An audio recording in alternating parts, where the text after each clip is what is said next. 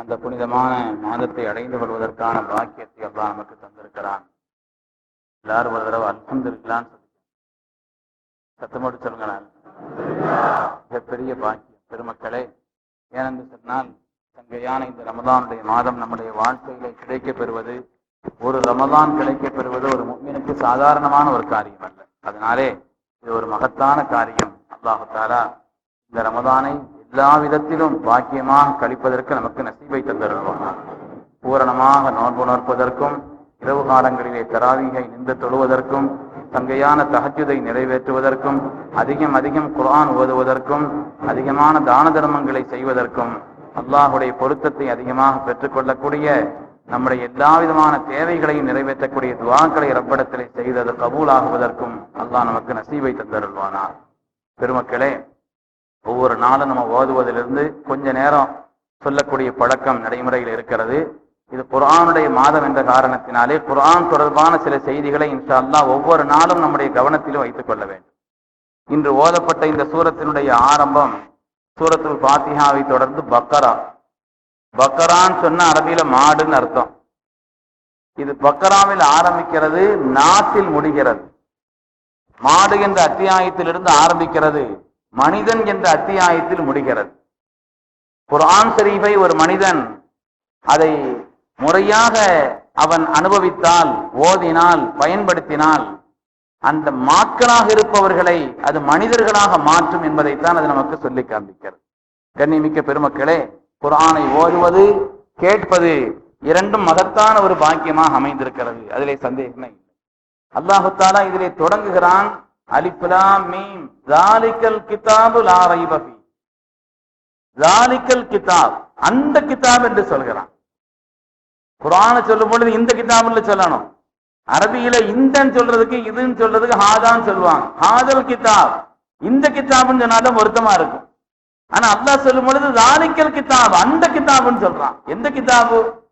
இதைத்தான், இந்த வேதத்தை தான் அல்லாஹ் தஆலா அப்படி சொல்கிறான். எதற்காக அப்படி சொல்கிறான்னு சொன்னா கண்ணியத்திற்காக என்று அந்த அரபி மொழியினுடைய இலக்கணத்தை நமக்கு சொல்லித்தரக்கூடியவர்கள், அதனுடைய நடைமுறையை விவரிக்கக்கூடியவர்கள் கண்ணியத்திற்காக அல்லாஹ் அப்படி சொல்கிறான். கண்ணியத்திற்காக சொல்றதுக்கு அப்படி பழக்கத்துல சொல்லலாமா என்றால் நம்ம தமிழ்ல கூட பழக்கத்தில் நடைமுறையில் இருக்கு. கண்ணியமிக்க தலைவர் அவர்களேங்கிறோம். தலைவர் இவர்களே தானே சொல்லணும். தலைவர் அவர்களே சொல்ல வேண்டியது இல்லையே. ஒரு ஆள் மேடையில உட்கார்ந்து இருக்காங்க, தலைவர் அவர்களேன்னா அவர் என்ன வேற ஆளு சொல்றது, இவருன்னு சொல்லணும். தலைவர் அவர்களேன்னு சொல்லிட்டு இருக்கிறோம், அது ஒரு கண்ணியம். அந்த அடிப்படையிலே அல்லாஹு தஆலா ஸாலிகல் கிதாப் என்று சொன்னது கூட கண்ணியம் என்று பெருமக்கள் சொல்வார்கள். அதை ஆரம்பித்து அல்லாஹ் என்ன சொல்கிறான்னா ஸாலிகல் கிதாபு லா ரைப ஃபீ, இதுல எந்த சந்தேகம் இல்லைங்கிறான். குர்ஆனில் எந்த சந்தேகம் கிடையாது. குர்ஆன்ல சந்தேகப்படாதவங்க இருக்கிறாங்களா? சந்தேகப்படத்தானே செய்யறாங்க பல பேரு. குர்ஆன் தொடர்பான மாற்று கருத்துள்ளவர்கள், இந்த மதத்தை விட்டு அப்பாற்பட்ட பல பேர் குர்ஆனை சந்தேகப்படுகிறார்கள். ஆனால் அல்லாஹ் சந்தேகமே இல்லைங்கிறானே. சந்தேகமே இல்லை, சந்தேகப்படக்கூடியவர்கள் இல்லை என்று அர்த்தம் அல்ல. சந்தேகப்படுறவங்க இருக்கலாம், லா ரைப ஃபீ, ஆனால் அல்லாஹ் சொல்கிறான் இதில் எந்த சந்தேகம் இல்லை, தெளிவானது. ஒரு தீர்க்கமான மனிதனுடைய முடிவு எதை சொல்லுமோ, ஒரு தீர்க்கமான அறிவு எதை சொல்லுமோ, முக்காலத்தையும் முற்று உணர்ந்தவனுடைய அறிவு எதை சொல்லுமோ, அப்படிப்பட்ட அறிவின் சாரம் இது. அதனால எந்த சந்தேகம் இல்லை, இதுல எந்த விதமான சந்தேகமும் அதுவும் இல்லை. உலகத்துல மற்ற எந்த காரியங்கள்ல எவ்வளவு பெரிய விஞ்ஞானியா இருந்தாலும், டாக்டரா இருந்தாலும், ஒரு துறை வல்லுநராக இருந்தாலும், யாருக்கும் இந்த காரியத்துல சந்தேகம் ஏற்பட்டு விடலாம், தவறு ஏற்பட்டு விடலாம். தவறோ சந்தேகமோ இதுல கிடையாது. ஹதீஸ்ல வருது, சையதுனா அபூ சயீத் அல்-குத்ரி ரலியல்லாஹு அன்ஹுங்கிற ஒரு சஹாபி ஸல்லல்லாஹு அலைஹி வஸல்லம் வந்தாங்க. அவங்க சொல்றாங்க அந்த ஹதீஸ, ஒரு ரஜுலுன் இல நபி ஸல்லல்லாஹு அலைஹி வஸல்லம், ஒரு ஆளு ரசூலுல்லாஹ்ட்ட வந்தாங்க. வந்து சொன்னாங்க, யா ரசூலல்லாஹ் இன்ன அஹி இஸ்தலக பத்னுஹு, என்னுடைய சகோதரருக்கு வயிற்று போக்கு ஏற்பட்டுருச்சுங்கறாங்க. வயித்தால போய்கிட்டு இருக்குது. ஸல்லல்லாஹு அலைஹி வஸல்லம் சொன்னாங்க, அஸ்கிஹி அஸ்ஸலா, தேனை கொடுங்கன்னாங்க. என்ன ஷிஃபா அதுல இருக்குதுன்னு அல்லாஹ் குர்ஆன்ல சொல்றான், தேனை கொடுங்கன்னு சொன்னாங்க ஸல்லல்லாஹு அலைஹி வஸல்லம். அவர் தேனை கொடுத்தாரு. தேனை கொடுத்துட்டு வந்து ரெண்டாவது சொன்னாரு, யா ரசூலல்லாஹ் வமா யஸீது இல்லல் இஸ்திதால், தேனை கொடுத்தா இன்னும் கொஞ்சம் கூடுதலா வயிற்று போக்கு போய்கிட்டு இருக்குதுன்னாரு. தேனை கொடுத்தேன், வயிற்று போக்கு இன்னும் கொஞ்சம் கூடுதலா போய்கிட்டு இருக்குதுன்னாங்க. ரெண்டாவது சொன்ன உடனே ஸல்லல்லாஹு அலைஹி வஸல்லம் அஸ்கிஹி அஸ்ஸலா, தேனை கொடுங்கன்னாங்க. அவர் தேனை கொடுத்தார். ரெண்டாவது மூணாவது சொல்றாரு, நாயகமே இன்னும் கொஞ்சம் கூடுதலா போய்கிட்டு இருக்குதுன்னாரு. ஸல்லல்லாஹு அலைஹி வஸல்லம் அஸ்கிஹி அஸ்ஸலா, டாக்டர்கள் சீட்டை மாத்திடுவாங்க. டாக்டர்கள் என்ன செய்வாங்க, அப்படியா அப்படி இருக்குதா சீட்டை மாத்திரம் வேற மந்திரம் எழுதி தந்துருவாங்க. சொல்றாங்க சதக்கல்லாஹு கதப பத்ருஹி, அல்லாஹ் சொன்னது உண்மை, உன் சகோதரனுடைய வயிற்றில் ஏதோ கோளாறு இருக்கிறது, அது நீங்கட்டும், அதனால் நீ தேனையே கொடு நாங்க சொன்னார். தேனை கொடுத்தார்கள். அதற்கு பிறகு நின்று விட்டது, கழிவுகள் எல்லாம் நீங்க அதற்கு பிறகு ஒரு சுத்தமானார் என்று வருகிறது. பெருமக்களே, ஹதீஸில் இருந்து இந்த செய்தி, இதிலிருந்து சொல்லக்கூடிய செய்தி என்னன்னு சொன்னா, இந்த எந்த விதமான ஐயத்திற்கும் இடமில்லை. குர்ஆனுடைய செய்தியோ ஹதீஸினுடைய செய்திகளோ எந்த விதமான ஐயத்திற்கும் இடம். பொதுவாக இந்த உலகத்தை பொறுத்தவரையில நம்பிக்கைங்கிறது ஒரு பெரிய வலிமை, சந்தேகம் அப்படிங்கிறது பெரிய ஆபத்து. குடும்பத்துல சந்தேகம் வந்துச்சுன்னா, இங்க மனைவி மேல ஒரு சந்தேகம் வந்துச்சு, அந்த குடும்பம் நல்லறமா இருக்குமா, அது இல்லறமா இருக்குமா, அது எவ்வளவு பெரிய அபாயகட்டமாயிரும். சந்தேகம்ங்கிறது அவ்வளவு பெரிய ஆபத்து. எந்த காரியமா இருந்தாலும் சரி. இன்னைக்கு நாம எத்தனையோ பேரை பார்க்கிறோம், திடீர்னு மூத்தாயிடுறாங்க, சின்ன வயசுல போயிடுறாங்க. அவரா அப்படியா இப்பதான் இருந்தார் அப்பதான் இருந்தாருங்கிறோம். எதிர்பாராத எத்தனை விபத்துகளை மரணங்களை சந்திக்கிறோம். ஆனாலும் நாம வாழ்ந்துகிட்டு இருக்கிறோம் அப்படின்னு சொன்னா, நம்ம வாழ்க்கை ஓடிக்கிட்டு இருக்குதுன்னா நாளைக்கு நம்ம இருப்போங்கிற நம்பிக்கை தான். நம்பிக்கை தானங்க, நம்ம நாளைக்கு இருப்போங்கிற ஒரு நம்பிக்கை தான் நம்முடைய வாழ்க்கையை கொண்டு செல்கிறது.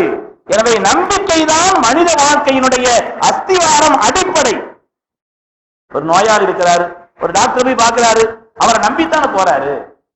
இந்த டாக்டர் நம்பித்தான் போகிறார். இவர் குணம், அநேகமாக இவருடைய மருத்துவம் நமக்கு குணமாகும் என்று நம்பித்தான் செல்கிறார். எந்த காரியத்திலையும் நம்முடைய வாழ்க்கையின் தொடக்கத்தையே கூட வைக்கலாம். நம்முடைய தாயார் சொல்றாங்க, இவங்க நம்ம தகப்பனா இருக்கிறாங்க, அல்ஹம்துலில்லாஹ் நம்பிடுறோம். இல்ல, எப்பொருள் யார் யார் வாய் கேட்பினும் அப்பொருள் மெய்ப்பொருள் காண்பது அறிவு, நான் ரொம்ப ஆராய்ச்சி செய்ய போறேன்னு போனா என்ன ஆகும்? பிறப்பையே சந்தேகப்பட்டதாக ஆகாதா? மனிதனுடைய வாழ்க்கையின் தொடக்கமானாலும் சரி, அவனுடைய எந்த காரியமானாலும் சரி, அவனுடைய வாழ்வின் அடித்தளமே நம்பிக்கை தான். சந்தேகம் என்பது மனித வாழ்க்கையிலே மிகப்பெரிய ஆபத்தையும் மிகப்பெரிய விளைவுகளை உண்டாக்கும் என்பதில் எந்த விதமான சந்தேகம் இல்லை. அருமையான பெருமக்களே, இன்று ஓதப்பட்ட அருள் வசனத்திலே அல்லாஹு தஆலா ஒரு இடத்திலே கிபிலா மாற்றியதை பற்றி சொல்கிறான். 17 மாதங்களாக கண்மணி நாயகம் ஸல்லல்லாஹு அலைஹி வஸல்லம் பைத்துல் முகத்தஸை முன்னோக்கித்தான் தொழுதார்கள். இன்ஷா அல்லாஹ் நாமெல்லாம் மஸ்ஜித் நபவிக்கு, மதீனா முனவ்வராவுக்கு போகணும். அல்லாஹ் நமக்கு எல்லோருக்கும் நசீபை தந்தரல வேண்டும். போன பெருமக்கள் நிறைய இங்க இருக்கிறாங்க. அந்த மதீனாவுல கிபிலத்தைன்னு ஒரு பள்ளி இருக்குது. 2 கிபிலாவை உடைய பள்ளி, 2 கிபிலாவை உடைய பள்ளி. பழைய காலத்துல அங்க 2 கிபிலா அப்படியே வச்சிருந்தாங்க. ஆனா அந்த 2 கிபிலா எப்படி தெரியுமா? நேர் எதிருங்க. ஒரு கிபிலா அங்க இருக்குதுன்னா இன்னொரு கிபிலா நேர் எதிர். ஸல்லல்லாஹு அலைஹி வஸல்லம் அவர்கள் ஹஜ்ரத் உம்மு பிஷ்ர் ரலியல்லாஹு அன்ஹா என்ற ஒரு பெண்மணி நோயுற்று இருந்தார்கள். அவர்களை விசாரிப்பதற்காக போயிருந்தாங்க, அந்த பகுதிக்கு போயிருந்தாங்க. உம்மு பிஷ்ர் ரலியல்லாஹு அன்ஹா நோய்வாய்ப்பட்டிருந்தார்கள். அவர்களை விசாரிப்பதற்காக, நோய் நல விசாரிப்பதற்கு சென்றிருந்த அந்த நேரத்தில் அங்க தொழுக போனாங்க ஸல்லல்லாஹு அலைஹி வஸல்லம். ஸல்லல்லாஹு போன உடனே இமாமத் செய்தாங்க. இமாமத் செய்தா 2வது ரக்காத்துல அல்லாஹ் தஆலா திருப்பி சொன்னான்.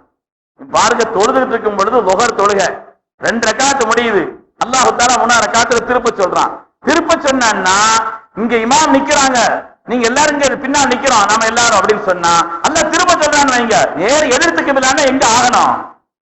இமாம் அங்க போகணும், மக்கள் பூரா பின்னால் வரணும். இல்லன்னா இமாம் அவர் பின்னால் ஆயிடுவார். எல்லாரும் அங்க திரும்பினாங்கன்னு வைங்க, இமாம் தான் கடைசியா நிற்பாரு. நேர் எழுத்துனாங்க திரும்ப வேண்டியது இருக்குது. அப்ப நம்ம எல்லாம் நேர் எழுத்து திரும்பணும்னு வைந்தா இமாம் தான் கடைசியா இருப்பார். அல்லாஹ் தஆலா என்ன சொன்னான்னா, இங்க நீங்க கிபிலாவை திருப்புங்கன்னு சட்டம் போட்டான். ஸல்லல்லாஹு அலைஹி நினைச்சிட்டாங்க, நான் திரும்பி அந்த பக்கம் முன்னால வந்தாங்க, மற்ற எல்லாரும் தங்களுடைய கிபிலாவை திருப்பினாங்க. இவ்வளவு அவசரம் என்னங்க? தொழுது முடிச்சுட்டு அல்லாஹ் தஆலா அதுக்கு ஒரு சட்டத்தை கொண்டு வந்துருங்க, நீயோட மாற்றப்பட்டிருக்கு, நீங்க அசல்ல இருந்து கிபிலா திருப்புங்கன்னு சொல்ல வேண்டியதானே? தொழுது கொண்டிருக்கும் போது 2வது ரக்காத்திலேயே நேர் எதிரிலே இருக்கக்கூடிய ஒரு திசையை முன்னோக்கு. இன்னைக்கு இன்ஷா அல்லாஹ் நீங்க அங்க போனா பார்க்கலாம். அந்த மஸ்ஜிதுல என்ன செய்யிருக்கிறாங்கன்னா, மேல மெஹராப் மாதிரி முசல்லா மாதிரி ஒண்ணு போட்டிருக்கிறாங்க. முந்தி அப்படி சுவரை கட்டி வச்சிருந்தாங்க. சில பேர் அங்க 2 ரக்காத் இங்க 2 ரக்காத் தொழ ஆரம்பிச்சுட்டாங்க அங்க போய். அப்ப அதனால என்ன செஞ்சிட்டாங்கன்னா, அதை மாத்திட்டாங்க. அடையாளத்திற்காக அங்க ஒரு முசல்லா போட்டிருக்கிறாங்க அந்த மஸ்ஜிதுல. பெருமக்களே, அப்ப அந்த அல்லாஹ் தஆலா ஏன் இவ்வளவு அவசரமா செய்ய வச்சான்? தொழுது முடிச்ச பிறகு நீங்க அசல்ல இருந்து மாத்திக்கங்கன்னு சொல்ல வேண்டியதானே? தொழுதுகிட்டு இருக்கிற இடத்துல 2வது ரக்காத்துல நேர் எதிரான திசையில இமாம அங்கிருந்து அங்க கொண்டு போக சொல்லி இருக்கிற மக்கள் எல்லாம் ஒரு மாதிரி திரும்பி தொழுகையில என்ன ஆயிருக்கும்? அங்க தொழுகையே அப்படி ஒரு மாதிரியான ஒரு நிலையில ஆயிருக்கும். ஏன் அல்லாஹ் தஆலா தொழுகையில ஆக்கினான்? அப்படி குர்ஆனில் அல்லாஹ் சொல்றான், وما جعلنا القبلة التي كنت عليها إلا لنعلم من يتبع الرسول ممن ينقلب على عقبيه. அல்லாஹ் சொல்றான், ஏன் தொழுகையில திருப்பணும் தெரியுமா? தொழுகையில வச்சே நான் ஏன் திருப்பினேன்? ஸல்லல்லாஹு அலைஹி வஸல்லம் விரும்பினார்கள் காபாவை முன்னோக்க வேண்டும் என்று. அந்த முன்னோக்குதலை தொழுகைக்கு உள்ளேயே ஏன் ஆக்கினான் சொன்னா பெருமக்களே, என்ன ஸல்லல்லாஹு அலைஹி வஸல்லம் முழுமையா பின்பற்றுறவங்க யார்? சொன்ன உடனே கேட்கிறது யார்?